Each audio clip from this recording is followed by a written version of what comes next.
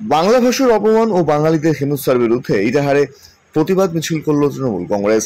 Trinamool supreme Mamata বন্দ্যোপাধ্যায়ের নির্দেশে ও Itahar block Trinamool কংগ্রেসের উদ্যোগে এই প্রতিবাদ মিছিলের আয়োজন করা হয়। এদিনের প্রতিবাদ মিছিলটি ইটাহার বাস টার্মিনাস প্রাঙ্গণ থেকে শুরু হয়ে সমগ্র ইটাহার সদর এলাকা পরিক্রমা করে।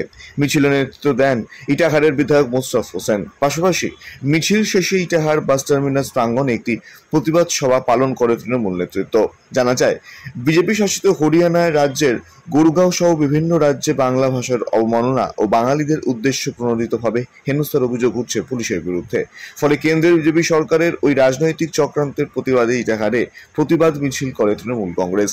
বিধায়ক ছাড়াও এদিনের কর্মসূচিতে উপস্থিত ছিলেন ব্লক তৃণমূল সভাপতি কার্তিক দাস, জেলা পরিষদ কর্মাধ্যক্ষ সুন্দরী কিস্কু, পঞ্চায়েত সমিতির সভাপতি রীনা সরকার, ব্লক যুব তৃণমূল সভাপতি মুজফ্ফর হোসেন, মহিলা তৃণমূল কংগ্রেসের ব্লক সভানেত্রী পূজা দাস সহ আরো অন্যান্যরা। কিরে, চিন্তায় আছিস? বড্ড বিপদে পড়েছি। কি হয়েছে?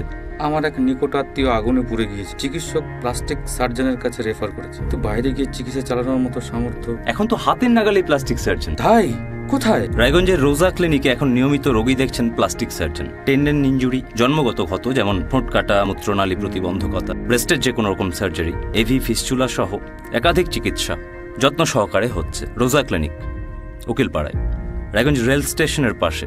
প্রয়োজনে কথা বলুন 9732464382। জননেত্রী মমতা বন্দ্যোপাধ্যায়ের নির্দেশনায় বাঙালিদের উপরে এবং বাংলা ভাষার উপরে যে সন্ত্রাস, যেভাবে হেনস্থা নির্যাতন বিজেপি শাসিত রাজ্যগুলোতে শুরু করেছে, বিশেষ করে হরিয়ানা রাজ্যে এটা দেখা যাচ্ছে। তারই প্রতিবাদে উনি 21শে জুলাইয়ের মঞ্চ থেকে ঘোষণা দিয়েছিলেন প্রতি শনি রবিবার 27শে জুলাই নানুর দিবস থেকে শুরু করে এটা চলতে থাকবে আন্দোলন সংগ্রাম।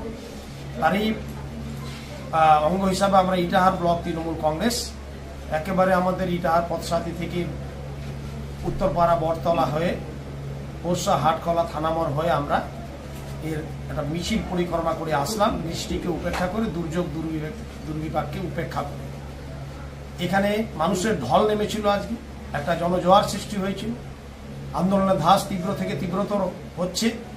আমরা কোনো মতে এটা বাঙালিদের হেনস্থা, গুম করা, নির্যাতন করা, ভয় সন্ত্রাস, ভীতি সন্ত্রাস সৃষ্টি করা, এটা আমরা মানব না, সেটা আমরা আজকে বলে দিয়েছি।